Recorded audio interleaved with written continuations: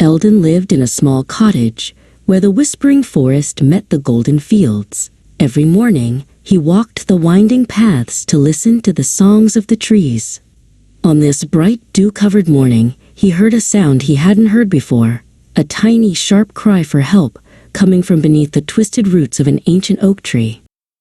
Elden knelt by a deep, dark hole hidden by tall grass and shadows.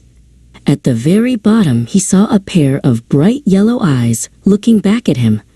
It was Kuro, a small black cat with fur matted by dirt and brambles. Kuro was trapped, his tiny claws digging into the steep, muddy walls of the pit as he tried unsuccessfully to climb out. Elden reached his wrinkled hand down toward the bottom of the hole, moving as gently as a falling leaf. "It's all right, little friend," he whispered softly. But Kuro was terrified and didn't understand. Before Elden could grab him, the cat hissed and lashed out, leaving a sharp red scratch across Elden's knuckles. Elden pulled his hand back, checking the scratch. Just then, a young man named Saurin walked by on the path, carrying a bundle of firewood.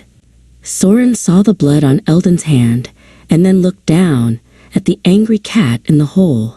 He stopped, shaking his head in confusion at why the old man was still there. "Why do you bother with that creature?" Saurin asked, pointing toward the bottom of the pit. Down in the dark, Kuro was still hissing, his fur standing on end like a tiny hedgehog. "That cat is mean and ungrateful. He just hurt you for trying to help him. If I were you, I'd leave him there to figure it out himself." Elden didn't get angry at the young man or the cat. He simply looked at his hand and then back at the hole. He took off his long, soft linen scarf and began to lower it slowly into the pit like a rope.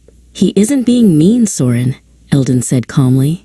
"He is simply being a cat who is very, very afraid." Elden reached down again, using the scarf to protect his hand while offering Kuro a sturdy way to climb. Again, Kuro hissed and struck the fabric, but Elden didn't pull away this time. He moved slowly and patiently, keeping his voice low and steady, until the cat finally realized the man was a bridge to safety. With a gentle heave, Elden lifted the scarf, and Kuro scrambled onto the soft green grass. The cat paused for a single second, looking up at the old man with wide, surprised eyes, before darting away into the safety of the thick forest bushes. Elden stood up slowly, dusting the dirt from his knees. Saurin looked at the scratch on Elden's hand, and then at the spot where the cat had vanished into the shadows. "He didn't even stay to say thank you," Saurin muttered, still looking frustrated. "He scratched you, and then he ran. Why did you keep trying when he was being so difficult?" Elden smiled, his eyes full of warmth and wisdom. "It is the cat's instinct to scratch when he is scared," he told Saurin.